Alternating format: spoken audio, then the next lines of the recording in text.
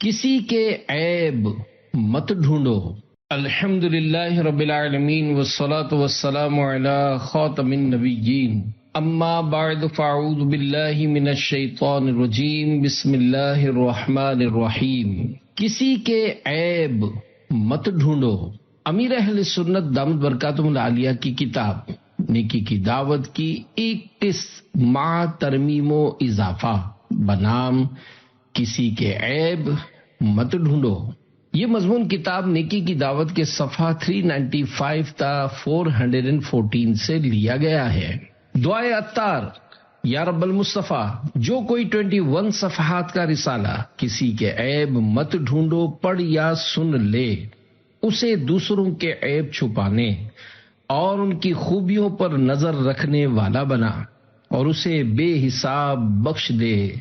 آمین بجاہ خاتم النبیین صلی اللہ علیہ وآلہ وسلم۔ درود شریف کی فضیلت۔ فرمان آخری نبی صلی اللہ علیہ وآلہ وسلم، جس نے دن اور رات میں میری طرف شوق و محبت کی وجہ سے 3 مرتبہ درود پاک پڑھا، اللہ پاک پر حق ہے کہ وہ اس کے اس دن اور اس رات کے گناہ بخش دے۔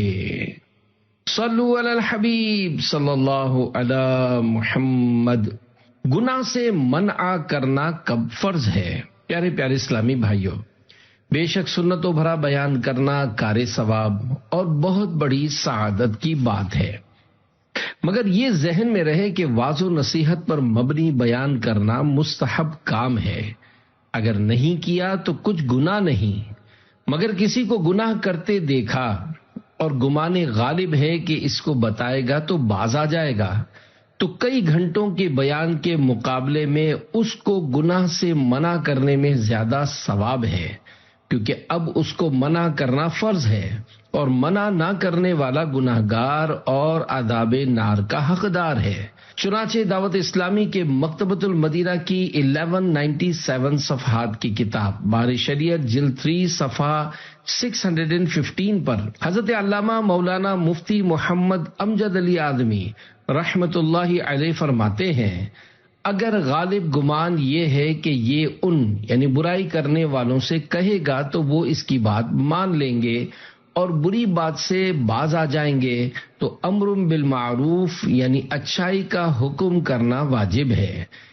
یعنی کسی کو برائی کرتا دیکھنے والے کو برائی سے منع کرنے سے باز رہنا جائز نہیں۔ جو نیکی کی دعوت کی دھومیں مچائے، میں دیتا ہوں اس کو دعائے مدینہ۔ صلو علی الحبیب صلی اللہ علی محمد۔ امام اعظم کو گناہ نظر آ جاتے تھے۔ دعوت اسلامی کے مکتبۃ المدینہ کی 308 صفحات کی کتاب اسلامی بہنوں کی نماز صفحہ 12 پر ہے۔ حضرت علامہ عبد الوہاب شعرانی رحمت اللہ علیہ فرماتے ہیں، ایک مرتبہ امام اعظم ابو حنیفہ رحمت اللہ علیہ جامع مسجد کوفہ کے وضو خانے میں تشریف لے گئے تو ایک نوجوان کو وضو بناتے ہوئے دیکھا، اس سے وضو میں استعمال شدہ پانی کے قطرے ٹپک رہے تھے۔ آپ رحمت اللہ علیہ نے ارشاد فرمایا، اے بیٹے، ماں باپ کی نافرمانی سے توبہ کر لے۔ اس نے فوراً عرض کی، میں نے توبہ کی۔ ایک اور شخص کے وضو میں استعمال ہونے والے پانی کے قطرے ٹپکتے دیکھے، آپ رحمت اللہ علیہ نے اس شخص سے ارشاد فرمایا، اے میرے بھائی، تو زنا سے توبہ کر لے۔ اس نے عرض کی، میں نے توبہ کی۔ ایک اور شخص کے وضو کے قطرات ٹپکتے دیکھے تو اسے فرمایا، شراب نوشی اور گانے باجے سننے سے توبہ کر لے۔ اس نے عرض کی، میں نے توبہ کی۔ امام اعظم ابو حنیفہ رحمت اللہ علیہ پر کشف کے باعث چونکہ لوگوں کے عیوب ظاہر ہو جاتے تھے، لہذا آپ رحمت اللہ علیہ نے بارگاہ خداوندی میں اس کشف کے ختم ہو جانے کی دعا مانگی۔ اللہ پاک نے دعا قبول فرما لی، جس سے آپ رحمت اللہ علیہ کو وضو کرنے والوں کے گناہ جھڑتے نظر آنا بند ہو گئے۔ جان بوجھ کر کسی کا عیب معلوم کرنا کیسا؟ پیارے پیارے اسلامی بھائیوں، دیکھا آپ نے کروڑوں حنفیوں کے عظیم پیشوا امام اعظم حضرت امام ابو حنیفہ نعمان بن ثابت رحمت اللہ علیہ کی چشم ولایت لوگوں کے وضو کے ذریعے جھڑنے والی معصیت یعنی نافرمانیاں دیکھ لیتی تھی۔ بے شک یہ آپ رحمت اللہ علیہ کی عظیم کرامت تھی، تاہم آپ رحمت اللہ علیہ کو لوگوں کے عیوب پر مطلع ہونا گوارا نہ ہوا اور دعا کے ذریعے اپنا یہ کشف ختم کروا دیا۔ یہاں وہ لوگ عبرت حاصل کریں جو کہ امام اعظم رحمت اللہ علیہ کی محبت کا دم تو بھرتے ہیں مگر زبردستی آڑے ترچھے سوالات یعنی کراس کوشچنز کر کے لوگوں کے عیبوں کی ٹٹول میں بھی رہتے ہیں۔ یاد رکھیے، بلا مصلحت شرعی ارادتاً کسی مسلمان کا عیب معلوم کرنا گناہ و حرام اور جہنم میں لے جانے والا کام ہے۔ دعوت اسلامی کے مکتبۃ المدینہ کے ترجمے والے پاکیزہ قرآن کنز الایمان ما خزائن العرفان صفحہ 950 پر پارہ 26 سورۃ الحجرات آیت نمبر 12 میں ہے وَلَا تَجَسَّسُوا، ترجمہ کنز الایمان، اور عیب نہ ڈھونڈو۔ عالم کی غلطی بیان کرنا دو وجہ سے حرام ہے، اور اگر اس عیب کو دوسرے پر اس طرح ظاہر کیا کہ اس کو پتا ہو کہ یہ فلاں کا عیب ہے تو یہ ایک اور گناہ ہوا۔ اگر وہ عیب کسی عالم دین کا تھا اور اس کو ظاہر کیا تو گناہ میں اور بھی بڑھوتری ہو گئی۔ چنانچہ حجت الاسلام حضرت امام ابو حامد محمد بن محمد غزالی رحمت اللہ علیہ کیمیائے سعادت میں فرماتے ہیں، عالم کی غلطی بیان کرنا دو وجہ سے حرام ہے، ایک تو اس لیے کہ یہ غیبت ہے، دوسرے اس لیے کہ لوگوں میں جرت پیدا ہوگی اور وہ اسے دلیل بنا کر اس کی پیروی کریں گے، یعنی بے باکی کے ساتھ اسی طرح کی غلطیاں کریں گے، اور شیطان بھی اس یعنی غلطیوں میں پیروی کرنے والے کی مدد کے لیے اٹھ کھڑا ہوگا اور گناہوں پر دلیر بنانے کے لیے اس سے کہے گا کہ تو بھی یوں اور یوں کر کہ فلاں عالم سے بڑھ کر پرہیزگار تو نہیں ہے۔ جتنے زیادہ لوگوں کو اس خطا پر مطلع کرے گا گناہوں میں اضافہ ہوتا چلا جائے گا۔ مسلمان کو چاہیے کہ اول تو لوگوں کے عیوب جاننے سے بچے، اگر کوئی بتانے لگے تب بھی سننے سے خود کو بچائے۔ بالفرض کسی طرح کسی کا عیب نظر آ گیا یا معلوم ہو گیا ہو تو اس کو دبا دے، بلا مصلحت شرعی ہرگز کسی پر ظاہر نہ کرے۔ عیب پوشی کے متعلق 3 فرامین مصطفیٰ صلی اللہ علیہ وآلہ وسلم، عیب پوشی کے حوالے سے 3 فرامین مصطفیٰ صلی اللہ علیہ وآلہ وسلم ملاحظہ ہوں۔ نمبر 1، جو اپنے مسلمان بھائی کی عیب پوشی کرے اللہ پاک قیامت کے دن اس کی عیب پوشی فرمائے گا، اور جو اپنے مسلمان بھائی کا عیب ظاہر کرے اللہ پاک اس کا عیب ظاہر فرمائے گا، یہاں تک کہ اسے اس کے گھر میں رسوا کر دے گا۔ نمبر 2، جو کسی مسلمان کی تکلیف دور کرے اللہ پاک قیامت کی تکلیفوں میں سے اس کی تکلیف دور فرمائے گا، اور جو کسی مسلمان کی عیب پوشی کرے تو خدائے ستار قیامت کے روز اس کی عیب پوشی فرمائے۔ نمبر 3، جو شخص اپنے بھائی کا عیب دیکھ کر اس کی پردہ پوشی کر دے تو وہ جنت میں داخل کر دیا جائے گا۔ عیب ڈھونڈنے کی 59 مثالیں۔ یہاں جو مثالیں دی جا رہی ہیں ان میں عیبوں کی ٹٹول یعنی عیبوں کی تلاش کے ساتھ ساتھ ضمناً غیبتیں، تہمتیں اور بدگمانیاں وغیرہ بھی شامل ہیں۔ اکثر ایسی مثالیں ہیں جن میں نیت کے ساتھ احکام مرتب ہوں گے، مثلا نوکر رکھنے، شراکت داری یعنی پارٹنرشپ کرنے، یا کہیں شادی کا ارادہ ہے تو حسب ضرورت معلومات کرنا گناہ نہیں، بلکہ اس طرح کے معاملے میں جس سے پوچھا گیا اس پر واجب ہے کہ درست بات بتائے، اور اگر اس قسم کے معاملات کی وجہ سے سوال نہ کیا گیا ہو تو غیبتوں اور تہمتوں کے ذریعے اپنے لیے جہنم میں جانے کا سامان کرنے کے بجائے عیب پوشی سے کام لے کر جنت کا حقدار بنے۔ مگر عموماً طرح طرح کے سوالات کے ذریعے عیبوں کی ٹٹول یعنی عیوب کی معلومات اور کرید میں یہ نیت نہیں ہوتی، بس لوگ پوچھنے کی خاطر پوچھتے رہتے ہیں اور بسا اوقات خود بھی گناہوں میں پڑتے اور بارہا جواب دینے والے کو بھی گناہگار کر دیتے ہیں۔ کسی نے مکان کرائے پر لیا تو پوچھنا مکان مالک کیسا ہے؟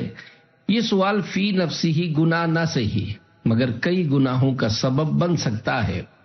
مثلا کرایہ دار نے جواباً کہا معاملات کا صاف نہیں، بہت بد اخلاق اور کنجوس ہے۔ اس طرح 3 عیب کھولے، وہ بھی اگر اس میں موجود ہوں تو ہی عیب کہلائیں گے۔ اب یہ بتانا 3 غیبتیں ہوئیں ورنہ تہمتیں، اور اگر صرف اس لیے پوچھا کہ مکان مالک کے عیوب معلوم ہوں تو اب یہ عیب ڈھونڈنا ہوا جو کہ گناہ و حرام اور جہنم میں لے جانے والا کام ہے۔ کسی نے مکان کرائے پر دیا تو پوچھنا کرایہ دار کیسا ہے؟ یہ سوال بھی فی نفسی ہی گناہ نہ صحیح مگر کئی گناہوں کا سبب بن سکتا ہے۔ مثلا مالک مکان نے جواباً کہا بڑا ہی چال باز ہے، کبھی وقت پر کرایہ نہیں دیتا، خواہ مخواہ کی ٹھوکا ٹھاکی کر کے میرے مکان کا حلیہ بگاڑ کر رکھ دیا ہے۔ اس طرح 3 عیب کھولے، وہ بھی اگر اس میں موجود ہوں تب ہی عیب کہلائیں گے۔ اور اب یہ بتانا 3 غیبتیں ہوئیں ورنہ تہمتیں۔ آپ کا نیا نوکر برابر کام کرتا ہے یا نہیں؟ یہ بھی بلا اجازت شرعی پوچھنا عیب ڈھونڈنا ہے، اور اس سوال کے جواب میں پورا خطرہ ہے کہ جس سے پوچھا گیا وہ نوکر کے بارے میں کام چور ہے، حرام خور ہے وغیرہ کہہ کر گناہگار ہو جائے۔ رات دیر تک جاگتے رہتے ہو، فجر بھی پڑھتے ہو یا نہیں؟ آپ نماز پڑھتے ہیں یا نہیں؟ آپ کے والد صاحب نمازی ہیں یا نہیں؟ تم نے ابھی تک نئے کپڑے نہیں پہنے، عید کی نماز بھی پڑھی ہے یا نہیں؟ رمضان کے مہینے میں کسی سے پوچھنا واہ بھائی آج بڑے فریش یعنی تازہ دم لگ رہے ہو، روزہ بھی رکھا ہے یا نہیں؟ اس بار رمضان مبارک میں آپ نے کتنے روزے رکھے؟ کوئی تراویح چھوڑی تو نہیں؟ تم پوری زکوٰۃ نکالتے ہو یا نہیں؟ آپ کی بیوی شریف تو ہے نا، لڑتی تو نہیں؟ یہی سوالات عورتوں میں شوہر کے بارے میں عیبوں کی ٹٹول والے ہیں۔ شادی شدہ بیٹی کی ماں سے پوچھنا آپ کی بیٹی کی ساس اچھی ہے یا نہیں، لڑاکی تو نہیں، روٹی دیتی ہے یا نہیں، بیٹی کو ستاتی تو نہیں، اپنے بیٹے کے کان تو نہیں بھرتی، وہ جو اس کی طلاقڑی نند گھر میں بیٹھی ہے وہ مسائل تو نہیں کھڑے کرتی۔ بیٹے کی شادی کے بعد اس کی ماں سے پوچھنا اب بیٹا آپ کا خیال رکھتا ہے یا نہیں، پہلے کی طرح تنخواہ لا کر آپ کے ہاتھ میں دیتا ہے یا اپنی جورو کے حوالے کر دیتا ہے، بہو نے کالا علم کرا کے اسے اپنی طرف تو نہیں کر لیا، بہو اچھی ہے یا نہیں، تعویذ گنڈے تو نہیں کرتی، زبان دراز تو نہیں، آپ کی عزت کرتی ہے یا نہیں۔ اس دن فلاں کے گھر سے تیز گفتگو کی آواز آ رہی تھی، کون کون لڑ رہے تھے؟ ہاں بھائی اس کا شوہر بڑا ظالم ہے، کہیں بیچاری کی بے قصور پٹائی تو نہیں لگاتا۔ دولہا سے پوچھنا سسر صاحب نے جہیز دینے میں بخل سے کام تو نہیں لیا؟ اس دن خوب بن ٹھن کر سسرال پہنچے تھے، سسر صاحب نے لفٹ بھی کرائی کہ نہیں، صحیح طریقے پر آؤ بھگت کی یا نہیں۔ شادی شدہ اسلامی بھائی سے سوال کرنا آپ کے بچوں کی امی 5 وقت کی نمازی ہے یا نہیں، آپ کے بھائیوں سے پردہ کرتی ہے یا نہیں، بے پردہ تو نہیں گھومتی، آپ کا باس یعنی سیٹھ صحیح آدمی ہے یا نہیں، کنجوس تو نہیں، بد اخلاق تو نہیں، ملازموں کو گالیاں تو نہیں نکالتا۔ طلبہ سے بلا حاجت پوچھنا آپ کے فلاں استاد صاحب کیسا پڑھاتے ہیں، ان کا پڑھانا کچھ سمجھ میں بھی آتا ہے یا نہیں۔ کسی کا مہمان بننے والے سے پوچھنا ہاں بھائی ان کی میزبانی کا لطف آ رہا ہے یا نہیں، انہیں مہمان نواز پایا یا نہیں۔ دعوت اسلامی کے فلاں حلقے کی مشاورت کا نیا نگران آپ کو کیسا لگا، اسلامی بھائیوں کو جھاڑتا تو نہیں۔ نگران سے پوچھنا فلاں مبلغ آپ کی اطاعت کرتا ہے یا اپنی چلاتا ہے، فلاں کو تنظیمی ذمہ داری سے ہٹا دیا، کیا اس کا کردار کمزور تھا، فلاں مدرس یا ناظم کو فارغ کر دیا، کیا اس نے کیا گڑبڑ کی تھی۔ کسی مبلغ سے پوچھنا سچ سچ بتائیے گا کیا آپ نے آج کا بیان اپنی واہ واہ کروانے کے لیے کیا یا رضائے الہی کی خاطر۔ کسی محفل نعت میں غیر حاضر رہنے والے نعت خواں سے پوچھنا فلاں جگہ تم نعت خوانی میں اس لیے نہیں آئے تھے نا کہ یہاں کچھ ملے گا نہیں. آپ صرف مدنی چینل ہی دیکھتے ہیں یا دوسرے چینلز پر گناہوں بھرے پروگرام بھی دیکھ لیتے ہیں؟ فلمیں ڈرامے تو نہیں دیکھتے؟ فلاں افسر نے آپ کا کام فری یعنی مفت میں ہی کیا ہے نا، پیسے ویسے تو نہیں مانگے. فلاں کی گاڑی سے ٹکرا کر آپ زخمی ہوئے، قصور اس کا تھا یا آپ کا؟ فلاں ڈاکٹر نے صحیح طرح چیک بھی کیا یا مفت میں فیس وصول کر لی؟ طلاق دینے والے دوست سے پوچھنا یار تم نے اسے کیوں طلاق دے دی؟ اس سوال پر عموماً ٹھیک ٹھاک گناہوں کا دروازہ کھلتا ہے. خواہ مخواہ پوچھنا وہ دکاندار کیسا ہے، ٹھگ تو نہیں، لوٹتا تو نہیں، یعنی بہت مہنگا مال تو نہیں بیچتا، وہ دیکھنے میں تو بڑا شریف لگتا ہے، آپ کو معلوم ہوگا کہیں پھڈے باز تو نہیں. آپ کا نیا پڑوسی کیسا ہے، بچ کر رہنا، مجھے تو صحیح آدمی نہیں لگتا. کسی کی خامیاں دیکھیں نہ میری آنکھیں اور سنے نہ کان بھی عیبوں کا تذکرہ یا رب. آمین بجاہ خاتم النبیین صلی اللہ علیہ وآلہ وسلم. صلو علی الحبیب صلی اللہ علی محمد. شیریں مقالی نے دل کی دنیا بدل ڈالی. پیارے پیارے اسلامی بھائیوں، فضول سوالوں اور لوگوں کے عیبوں کی ٹٹول اور معلومات کی منحوس عادات نکالنے، کوئی کسی کے عیب بیان کرنے لگے تو اس کو حکمت عملی سے ٹالنے اور ممکنہ صورت میں اس کے عیب کھولنے کی بری خصلت مٹانے کا جذبہ پانے، غیبتوں، چغلیوں اور بدگمانیوں سے بچنے اور بچانے وغیرہ کی کڑھن اپنانے کے لیے عاشقان رسول کی دینی تحریک دعوت اسلامی کے دینی ماحول سے ہر دم وابستہ رہیے. اپنے ایمان کی حفاظت کے لیے کڑتے رہیے، نمازوں کی پابندی جاری رکھیے، سنتوں پر عمل کرتے رہیے، نیک اعمال کے مطابق زندگی گزاریے اور اس پر استقامت پانے کے لیے ہر روز جائزہ کر کے نیک اعمال کا رسالہ پر کرتے رہیے اور ہر ماہ کی پہلی تاریخ کے اندر اندر اپنے یہاں کے دعوت اسلامی کے ذمہ دار کو جمع کروا دیجیے اور اپنے اس مدنی مقصد مجھے اپنی اور ساری دنیا کے لوگوں کی اصلاح کی کوشش کرنی ہے کہ حصول کی خاطر پابندی سے ہر ماہ کم از کم 3 دن کے سنتیں سیکھنے سکھانے کے مدنی قافلے میں عاشقان رسول کے ہمراہ سنتوں بھرا سفر کیجیے. آئیے آپ کی ترغیب و تحریض کے لیے آپ کو ایک مدنی بہار سناؤں. چنانچہ کراچی کے ایک اسلامی بھائی کا کچھ اس طرح بیان ہے. نیک صحبت سے دوری کے سبب وہ گانے باجے سننے اور فلمیں ڈرامے دیکھنے جیسے گناہوں میں ڈوبے ہوئے تھے. ان کی زندگی کے شب و روز نافرمانیوں میں گزر رہے تھے. ان کی بہتری کا سبب یہ بنا کہ ایک روز اپنے علاقے کے ایک مبلغ دعوت اسلامی عاشق رسول سے میری ملاقات ہو گئی. سلام و مصافحہ یعنی ہاتھ ملانے کے بعد انتہائی احسن یعنی عمدہ انداز میں انہوں نے اپنا تعارف پیش کر کے مجھ سے بھی میرا نام وغیرہ دریافت کیا اور اپنے مدنی مقصد مجھے اپنی اور ساری دنیا کے لوگوں کی اصلاح کی کوشش کرنی ہے کے تحت انفرادی کوشش کرتے ہوئے نیکیوں کی رغبت اور گناہوں سے نفرت کا ذہن دینا شروع کیا اور اس ضمن میں مبلغین دعوت اسلامی کے سنتوں بھرے بیانات کی برکت سے رونما ہونے والی حیرت انگیز مدنی بہاریں بطور ترغیب سنائیں. ان کی شیریں مقالی یعنی میٹھی میٹھی باتوں نے میرے دل کی دنیا ہی بدل ڈالی اور میں دعوت اسلامی کے مشک بار دینی ماحول سے زندگی بھر کے لیے وابستہ ہو گیا. الحمدللہ دینی ماحول کی برکت سے گناہوں سے نفرت، نیکیوں سے محبت اور نمازوں کی پابندی کی سعادت نصیب ہو گئی اور حقوق اللہ کے ساتھ ساتھ حقوق العباد کی ادائیگی کا بھی ذہن بن گیا. ہے فلاح و کامرانی نرمی و آسانی میں، ہر بنا کام بگڑ جاتا ہے نادانی میں. ڈوب سکتی ہی نہیں موجوں کی طغیانی میں، جس کی کشتی ہو محمد کی نگہبانی میں. نرمی کی اہمیت. پیارے پیارے اسلامی بھائیوں، واقعی میٹھے بول میں بڑی تاثیر ہوتی ہے اور اس سے پتھر دل بھی پگھل کر موم ہو جاتے ہیں.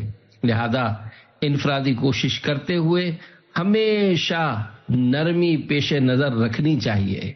دعوت اسلامی کے مکتبۃ المدینہ کی 1197 صفحات کی کتاب بحر شریعت جلد 3 صفحہ 572 پر حدیث پاک ہے، جو نرمی سے محروم ہوا خیر یعنی بھلائی سے محروم ہوا۔ الہی حسن اخلاق اور نرمی کی سعادت دے، گناہوں پر ندامت دے، صداقت دے، شرافت دے۔ صلو علی الحبیب صلی اللہ علی محمد۔ فرعون کے پاس نیکی کی دعوت کے لیے بھیجنے پر نرمی کا حکم۔ اگر دینی ماحول والے یا والی کے مزاج میں غصہ، چڑچڑا پن اور بد اخلاقی ہوئی تو کامیابی مشکل ہے، لہذا اپنے اخلاق درست کیجیے۔ اور ویسے بھی جسے دعوت اسلامی کے دینی کاموں کی دھن ہو، اس کے لیے ٹھنڈے مزاج کا ہونا ضروری ہے کہ بیجا سختی کرنے سے بارہا کام بنتے بنتے بگڑ جاتے ہیں۔ نرمی کی اہمیت کو اس واقعے سے سمجھنے کی کوشش کیجیے۔ چنانچہ منقول ہے کسی شخص نے مامون الرشید پر احتساب کیا، یعنی کسی خطا پر ٹوکا اور اس سے سختی کے ساتھ گفتگو کی، تو مامون الرشید نے کہا، اے جواں مرد، اللہ پاک نے تجھ سے بہتر افراد کو جب مجھ سے بدتر فرد کے پاس بھیجا تو ان کو حکم دیا کہ اسے نرمی سے بات کرو، یعنی حضرت موسیٰ اور حضرت ہارون علیہم السلام جو تجھ سے بہتر تھے، فرعون جو مجھ سے بدتر تھا کے پاس جب بھیجا تو فرمایا فَقُولَا لَهُ قَوْلًا لَيِّنًا، پارہ 16 سورہ طٰہٰ آیت 44، ترجمہ کنز الایمان، تو اس سے نرم بات کہنا۔ شرابی کو پولیس کے حوالے کرنا کیسا؟ صحابی رسول حضرت عقبہ بن عامر رضی اللہ عنہ کے کاتب حضرت ابو ہیثم رضی اللہ عنہ فرماتے ہیں، میں نے حضرت عقبہ بن عامر رضی اللہ عنہ سے عرض کی، میرے پڑوسی شراب نوشی کرتے ہیں اور میں پولیس کو بلا کر انہیں گرفتار کروانا چاہتا ہوں۔ آپ رضی اللہ عنہ نے فرمایا، ایسا مت کرو، انہیں واض و نصیحت کر۔ عرض کی، میں نے انہیں منع کیا ہے لیکن وہ باز نہیں آتے، تو اب میں پولیس کے ذریعے ان کو پکڑوانا چاہتا ہوں۔ یہ سن کر آپ رضی اللہ عنہ نے فرمایا، ایسا مت کر، بے شک میں نے حضور اکرم صلی اللہ علیہ وآلہ وسلم کو ارشاد فرماتے سنا، جس نے کسی کا عیب چھپایا گویا اس نے زندہ درگور یعنی قبر میں ڈالی گئی بچی کو اس کی قبر میں زندہ کیا، یعنی اس کی جان بچائی۔ پیارے پیارے اسلامی بھائیوں، شراب پینا بے شک بہت بڑا اور برا گناہ ہے، مگر جو چھپ کر ایسا کرتا ہو بے شک اسے نیکی کی دعوت دے کر توبہ کے لیے آمادہ کیا جائے، مگر اس کی پردہ پوشی لازمی ہے۔ نمبر 1، شراب خود بخود سرکہ بن گئی۔ کیسے؟ پیارے پیارے اسلامی بھائیوں، شرابی کے لیے دنیا و آخرت میں خرابی ہے، اسے توبہ کر لینی چاہیے۔ اصول عبرت کے لیے دعوت اسلامی کے مکتبۃ المدینہ کی 132 صفحات کی کتاب توبہ کی روایات و حکایات میں وارد 2 ایمان افروز حکایت ضرورتاً رد و بدل کے ساتھ پیش خدمت ہیں۔ امیر المومنین مسلمانوں کے دوسرے خلیفہ حضرت عمر فاروق اعظم رضی اللہ عنہ ایک بار مدینہ منورہ کی ایک پاکیزہ گلی سے گزر رہے تھے کہ ایک نوجوان سے آمنا سامنا ہو گیا۔ اس نے کپڑوں کے نیچے ایک بوتل چھپا رکھی تھی۔ حضرت عمر فاروق اعظم رضی اللہ عنہ نے پوچھا، اے نوجوان، یہ کپڑوں کے نیچے کیا اٹھا رکھا ہے؟ اس بوتل میں شراب تھی۔ نوجوان کو اسے شراب کہنے کی ہمت نہ پڑی، اس نے دل ہی دل میں دعا کی، یا اللہ پاک، مجھے حضرت عمر فاروق اعظم رضی اللہ عنہ کے سامنے شرمندہ اور رسوا نہ فرمانا، ان کے ہاں میری پردہ پوشی فرما لے، میں توبہ کرتا ہوں، آئندہ کبھی شراب نہیں پیوں گا۔ اس کے بعد نوجوان نے عرض کی، یا امیر المؤمنین، میں سرکہ کی بوتل اٹھائے ہوئے ہوں۔ آپ رضی اللہ عنہ نے فرمایا، مجھے دکھاؤ۔ جب اس نے وہ بوتل آپ رضی اللہ عنہ کے سامنے کی اور حضرت عمر فاروق اعظم رضی اللہ عنہ نے اسے دیکھا تو واقعی وہ سرکہ تھا۔ اللہ پاک کی ان پر رحمت ہو اور ان کے صدقے ہماری بے حساب مغفرت ہو، آمین بجاہ خاتم النبیین صلی اللہ علیہ وآلہ وسلم۔ نمبر 2، شرابی نوجوان ولایت کی منزل پر. سبحان اللہ. توبہ کی بھی کیا خوب بہار ہے کہ توبہ کی برکت سے شراب سرکے میں تبدیل ہو گئی. ایک اور شرابی نوجوان کا واقعہ سماعت فرمائیے جس نے توبہ کر کے بہت بلند مقام حاصل کیا. چنانچہ حضرت عتبۃ الغلام رحمت اللہ علیہ نوجوان تھے اور توبہ سے پہلے فسق و فجور اور شراب نوشی میں مشہور تھے. ایک دن حضرت حسن بصری رحمت اللہ علیہ کی مجلس میں آئے. حضرت حسن بصری رحمت اللہ علیہ اس آیت مبارکہ کی تفسیر کر رہے تھے. أَلَمْ يَأْنِ لِلَّذِينَ آمَنُوا أَن تَخْشَعَ قُلُوبُهُمْ لِذِكْرِ اللَّهِ. پارہ 27 سورۃ الحدید آیت 16. ترجمہ کنز الایمان. کیا ایمان والوں کو ابھی وہ وقت نہ آیا کہ ان کے دل جھک جائیں اللہ کی یاد کے لیے؟ آپ نے اس قدر مؤثر بیان فرمایا کہ لوگوں پر گریا یعنی رونا طاری ہو گیا. ایک نوجوان کھڑا ہوا اور کہنے لگا یا سیدی کیا اللہ پاک مجھ جیسے فاسق و فاجر کی توبہ قبول کرے گا؟ جب میں توبہ کروں شیخ رحمت اللہ علیہ نے فرمایا بے شک اللہ پاک تیری توبہ قبول کرے گا. جب عتبۃ الغلام رحمت اللہ علیہ نے یہ بات سنی تو ان کا چہرہ زرد پڑ گیا، سارا بدن کانپنے لگا، چلائے اور غش کھا کر گر پڑے.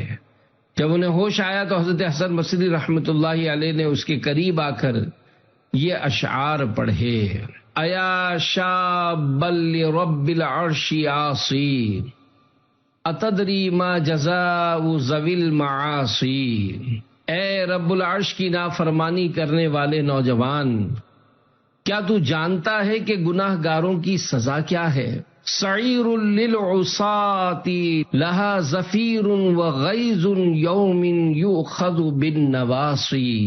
نافرمانوں کے لیے گرجنے والا جہنم ہے جس میں گرج ہوگی، اور جس دن پیشانیوں سے پکڑے جائیں گے اس دن غضب ہوگا. وَإِن تَصْبِرْ عَلَى النِّيرَانِ فَاعْصِهُ وَإِلَّا كُنْ عَنِ الْعِصْيَانِ قَاصِي. پس اگر تو آگ پر صبر کر سکے تو نافرمانی کر لے، ورنہ نافرمانی سے دور ہو جا. وَفِيمَا قَدْ كَسَبْتَ مِنَ الْخَطَايَا رَهِنْتَ النَّفْسَ فَاجْهَدْ فِي الْخَلَاصِ. تو نے جو گناہ کیے ہیں ان میں تو نے اپنے نفس کو پھنسا دیا، تو اب نجات کے لیے کوشش کر. عتبۃ الغلام رحمت اللہ علیہ پر رقت طاری ہو گئی. جب افاقہ ہوا تو کہنے لگے شیخ کیا مجھ جیسے کمینے کی توبہ بھی رب رحیم قبول فرمائے گا؟ شیخ رحمت اللہ علیہ نے فرمایا کیوں نہیں، اللہ پاک اپنے گناہ گار بندے کی توبہ اور معافی قبول فرماتا ہے. پھر حضرت عتبۃ الغلام رحمت اللہ علیہ نے 3 دعائیں کی. نمبر 1، اے میرے اللہ اگر تو نے میری توبہ قبول کر لی اور میرے گناہ معاف فرما دیے ہیں تو مجھے ایسی فہم یعنی سمجھداری و یادداشت عنایت کر کہ علوم دین اور قرآن کریم سے جو سنوں حفظ یعنی یاد ہو جائے. نمبر 2، اے اللہ پاک مجھے پرسوز آواز کے اعزاز سے نواز کہ اگر کوئی پتھر دل بھی میری قرات سنے تو اس کا دل نرم ہو جائے. نمبر 3، اے اللہ پاک رزق حلال عطا فرما اور وہاں سے روزی دے کہ جس کا مجھے گمان بھی نہ ہو. اللہ پاک نے ان کی تمام دعائیں قبول فرمائیں. ان کا حافظہ خوب مضبوط ہو گیا. جب وہ قرآن کریم کی تلاوت کرتے تو ان کی تلاوت سن کر گناہ گار تائب ہو جاتے. ان کے گھر میں روزانہ سالن کا ایک پیالہ اور 2 روٹیاں رکھی ہوتی اور پتہ نہیں چلتا تھا کہ کون رکھ جاتا ہے. اسی حالت میں ان کا انتقال ہوا. اللہ پاک کی ان پر رحمت ہو اور ان کے صدقے ہماری بے حساب مغفرت ہو. آمین بجاہ خاتم النبیین صلی اللہ علیہ وآلہ وسلم. سونے کی انگوٹھی پہننے والے کی اصلاح. ہمارے بزرگان دین رحمت اللہ علیہم اپنے ملنے جلنے والوں کی اصلاح کے لیے کوشاں رہا کرتے تھے. چنانچہ دعوت اسلامی کے مکتبۃ المدینہ کی 561 صفحات کی کتاب ملفوظات اعلی حضرت صفحہ 309 پر دیے ہوئے مضمون کا خلاصہ ہے۔ عصر کی نماز کے بعد بڑا ہی پرکیف سما تھا۔ دور و نزدیک سے آئے ہوئے لوگ مجدد دین و ملت اعلی حضرت رحمت اللہ علیہ کی بارگاہ میں حاضر ہو کر ایک سچے عاشق رسول کی زیارت و ملاقات سے اپنے دلوں کو منور کر رہے تھے۔ اتنے میں ایک صاحب طلائی یعنی سونے کی انگوٹھی پہنے حاضر ہوئے تو اعلی حضرت رحمت اللہ علیہ نے نہی عن المنکر یعنی برائی سے روکنے کا فریضہ انجام دیتے ہوئے کچھ یوں ارشاد فرمایا: مرد کو سونا پہننا حرام ہے، صرف ایک نگ کی چاندی کی انگوٹھی جو 4.5 ماشے یعنی 4 گرام 374 ملی گرام سے کم ہو اس کی اجازت ہے۔ جو کوئی مرد سونے، تانبے یا پیتل وغیرہ کسی بھی دھات یعنی میٹل کی انگوٹھی پہنے یا چاندی کی 4.5 ماشے یا اس سے زیادہ وزن کی ایک انگوٹھی پہنے یا کئی انگوٹھیاں پہنے، اگرچہ سب مل کر 4.5 ماشے سے کم ہوں تو اس کی نماز مکروہ تحریمی ہے، یعنی جس کا اعادہ کرنا یعنی دوبارہ پڑھنا واجب ہے۔ فقہاء کرام رحمت اللہ علیہم فرماتے ہیں جس چیز کا بندوں کو حکم ہے اس کے بجا لانے میں کوئی خرابی پیدا ہو جائے تو اس خرابی کو دور کرنے کے لیے وہ عمل دوبارہ بجا لانا اعادہ کہلاتا ہے۔ اللہ پاک کی اعلی حضرت پر رحمت ہو اور ان کے صدقے ہماری بے حساب مغفرت ہو، آمین بجاہ خاتم النبیین صلی اللہ علیہ وآلہ وسلم۔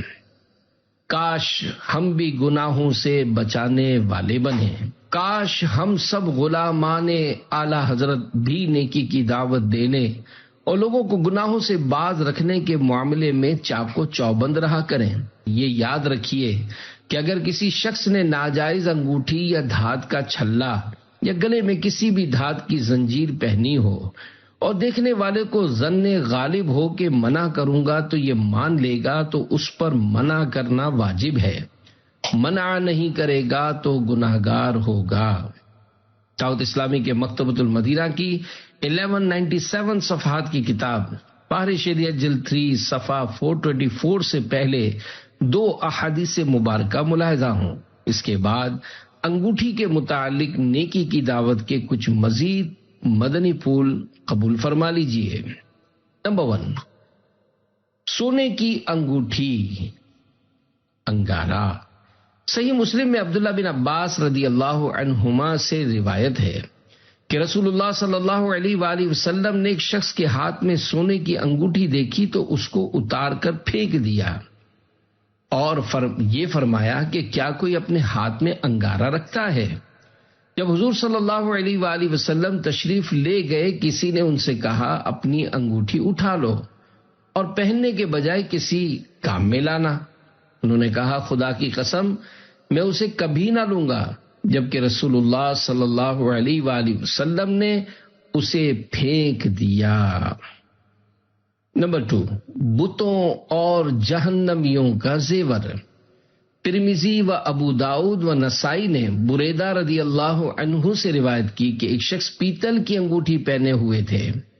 حضور صلی اللہ علیہ وآلہ وسلم نے فرمایا کیا بات ہے کہ تم سے بت کی بو آتی ہے؟ انہوں نے وہ انگوٹھی پھینک دی، پھر لوہے کی انگوٹھی پہن کر آئے۔ فرمایا کیا بات ہے کہ تم جہنمیوں کا زیور پہنے ہوئے ہو؟ اسے بھی پھینکا اور عرض کی یا رسول اللہ صلی اللہ علیہ وآلہ وسلم کس چیز کی انگوٹھی بناؤں؟ فرمایا چاندی کی بناؤ اور 1 مسقال پورا نہ کرو یعنی 4.5 ماشے سے کم ہو۔ انگوٹھی کے ضروری احکام کے 19 حروف کی نسبت سے انگوٹھی کے 19 مدنی پھول۔ مرد کو سونے کی انگوٹھی پہننا حرام ہے۔ سلطان دو جہان رحمت عالمیان صلی اللہ علیہ وآلہ وسلم نے سونے کی انگوٹھی پہننے سے منع فرمایا۔ نابالغ لڑکے کو سونے چاندی کا زیور پہنانا حرام ہے اور جس نے پہنایا وہ گناہگار ہوگا۔ اسی طرح بچوں کے ہاتھ پاؤں میں بلا ضرورت مہندی لگانا ناجائز ہے عورت خود اپنے ہاتھ پاؤں میں لگا سکتی ہے، مگر لڑکے کو لگائے گی تو گناہگار ہوگی۔ بچیوں کے ہاتھ پاؤں میں مہندی لگانے میں حرج نہیں ہے۔ لوہے کی انگوٹھی جہنمیوں کا زیور ہے۔ مرد کے لیے وہی انگوٹھی جائز ہے جو مردوں کی انگوٹھی کی طرح ہو، یعنی صرف ایک نگینے کی ہو، اور اگر اس میں ایک سے زیادہ کئی نگینے ہوں تو اگرچہ وہ چاندی ہی کی ہو، مرد کے لیے ناجائز ہے۔ بغیر نگینے کی انگوٹھی پہننا ناجائز ہے کہ یہ انگوٹھی نہیں، چھلا ہے۔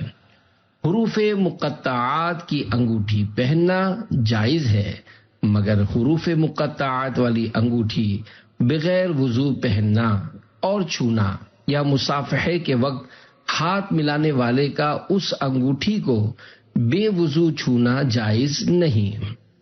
اسی طرح مردوں کے لیے ایک سے زیادہ جائز والی انگوٹھی پہننا یا ایک سے زیادہ چھلے پہننا بھی ناجائز ہے کہ یہ چھلا انگوٹھی نہیں۔ عورتیں چھلے پہن سکتی ہیں۔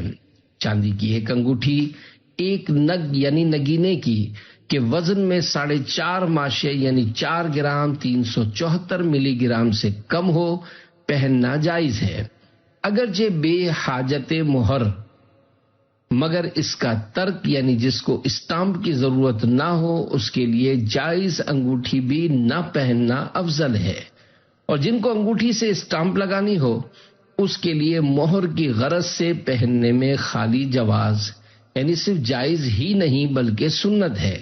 ہاں، تکبر یا زنانہ پن کا سنگھار یعنی لیڈیز اسٹائل کی ٹیپ ٹاپ یا اور کوئی غرض مذموم یعنی قابل مذمت مقصد نیت ہو تو ایک انگوٹھی ہی کیا، اس نیت سے تو اچھے کپڑے پہننا بھی جائز نہیں۔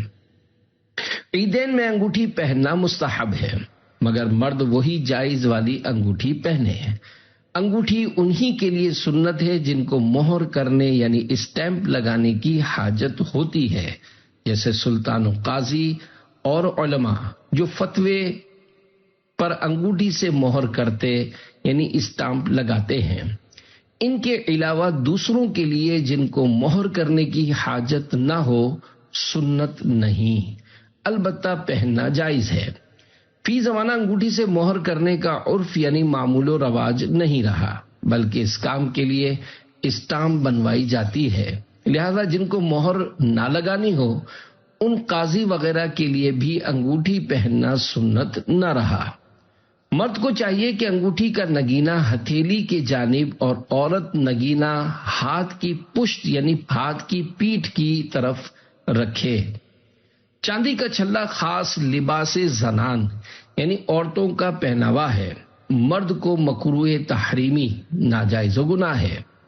عورت سونے چاندی کی جتنی چاہے انگوٹھیاں اور چھلے پہن سکتی ہے، اس میں وزن اور نگینے کی تعداد کی کوئی قید نہیں۔ لوہے کی انگوٹھی پر چاندی کا خول چڑھا دیا کہ لوہا بالکل نہ دکھائی دیتا ہو، اس انگوٹھی کے پہننے کی مرد اور عورت کسی کو بھی ممانعت نہیں، دونوں میں سے کسی بھی ایک ہاتھ میں انگوٹھی پہن سکتے ہیں، اور چھنگلیاں یعنی سب سے چھوٹی انگلی میں پہنی جائے۔ منت کا دم کیا ہوا دھات یعنی میٹل کا کڑا بھی مرد کو پہننا ناجائز و گناہ۔ اسی طرح مدینہ منورہ یا اجمیر شریف کے چاندی یا کسی بھی دھات کے چھلے اور اسٹیل کی انگوٹھی بھی جائز نہیں۔ بواسیر و دیگر بیماریوں کے لیے دم کیے ہوئے چاندی یا کسی بھی دھات کے چھلے بھی مردوں کے لیے جائز نہیں۔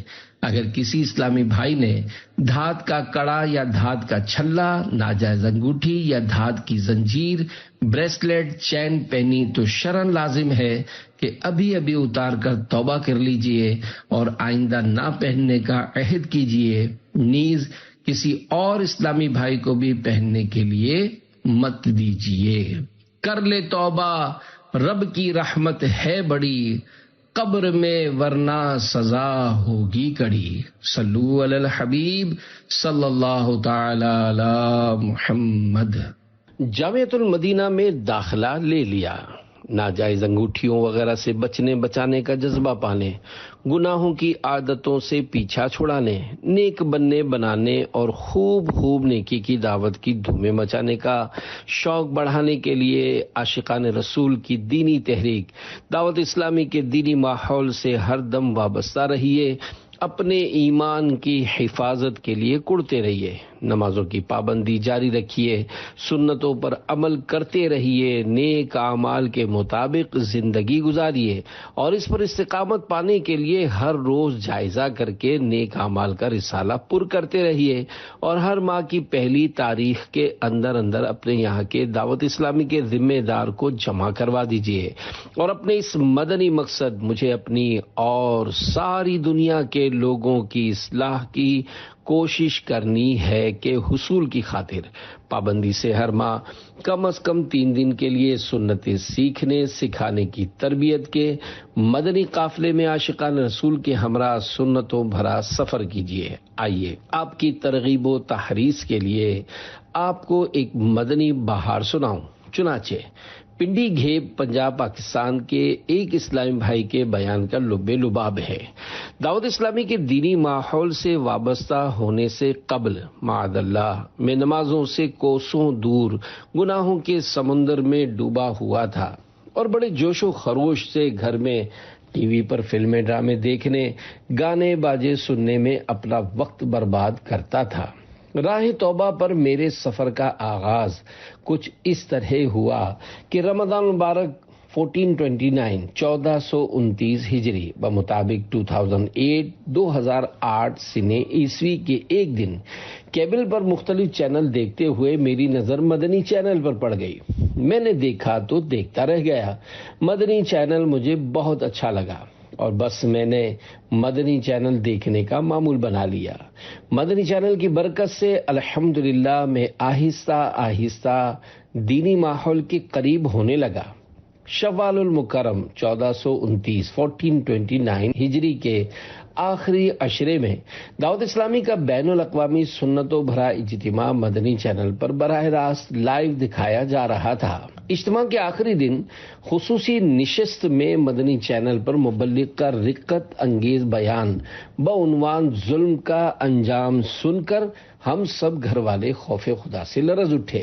سب نے گھبرا کر اسی وقت اپنے گناہوں سے توبہ کی اور الحمدللہ سب کے سب حضور غوث اعظم رحمت اللہ علیہ کے سلسلے میں مرید ہو کر قادری رضوی بن گئے۔ اللہ پاک کی رحمت سے ہمارے خاندان میں دینی انقلاب برپا ہو گیا اور ہمارے رشتہ دار بھی انفرادی کوشش کی برکت سے دینی ماحول سے وابستہ ہو کر غوث پاک رحمت اللہ علیہ کے سلسلے میں مرید ہو گئے۔ تا دم تحریر میں نے علم دین کے مدنی پھول سمیٹنے کی خاطر دعوت اسلامی کے تحت چلنے والے جامعۃ المدینہ میں درس نظامی کے لیے داخلہ بھی لے لیا ہے۔ اے گناہوں کے مریضوں چاہتے ہو گر شفا، آن کرتے ہی رہو تم مدنی چینل کو صدا، اس میں عصیاں سے حفاظت کا بہت سامان ہے، انشاءاللہ خلد میں بھی داخلہ آسان ہے، مدنی چینل میں نبی کی سنتوں کی دھوم ہے، اس لیے شیطان لعین رنجور ہے مغموم ہے۔ صلو علی الحبیب صلی اللہ علی محمد۔ ہم دنیا میں کس لیے آئے ہیں؟ پیارے پیارے اسلامی بھائیوں، سنتوں بھرا بیان ظلم کا انجام جسے سن کر سارا گھرانہ گناہوں سے تائب ہو گیا، اسے آپ بھی کم از کم ایک بار سن لیجئے۔ یہ بیان دعوت اسلامی کی ویب سائٹ www.dawatislami.net پر بھی سن سکتے ہیں۔ بیان کا رسالہ ظلم کا انجام بھی مکتبۃ المدینہ سے حاصل کر کے پڑھیے، بلکہ زیادہ تعداد میں ہدیتاً اپنے مرحوم عزیزوں کے ایصال ثواب کے لیے تقسیم فرمائیے۔ اس مدنی بہار سے معلوم ہوا کہ جو کام ایک مبلغ نہیں کر پاتا، الحمدللہ وہ کام مدنی چینل کر دکھاتا ہے۔ یعنی گناہوں کے دلدل میں دھسے ہوئے معاشرے کے وہ افراد جو نہ مسجد کا رخ کرتے ہیں، نہ کبھی سنتوں بھرے اجتماع میں شریک ہوتے ہیں، نہ ہی علماء کرام اور اللہ پاک کے نیک بندوں اور باریش و با امامہ عاشقان رسول سے ملنے جلنے کی رغبت رکھتے ہیں، مدنی چینل ایسوں کے گھروں میں داخل ہو کر انہیں ان کی زندگی کا حقیقی مقصد سمجھاتا، سعادت مندوں کو اللہ پاک کے حضور جھکاتا اور عشق رسول صلی اللہ علیہ وآلہ وسلم کے جام پلاتا ہے۔ بے شک ہم دنیا میں بیکار یعنی صرف دنیا کی لذتیں پانے اور یہاں کی آسائشوں سے لطف اٹھانے کے لیے نہیں آئے، ہمیں یہاں عبادت کے لیے بھیجا گیا ہے۔ پھر وقت مقررہ پر ہمارے لاکھ نہ چاہنے کے باوجود موت ہمیں آ لے گی اور اندھیری قبر میں تنہ تنہا اتار دیے جائیں گے۔ نہ جانے کتنے ہزار سال قبر میں گزار کر پھر حشر میں اٹھنا اور بروز قیامت حساب کتاب کا سامنا ہوگا۔ صلو علی الحبیب صلی اللہ تعالی علی محمد۔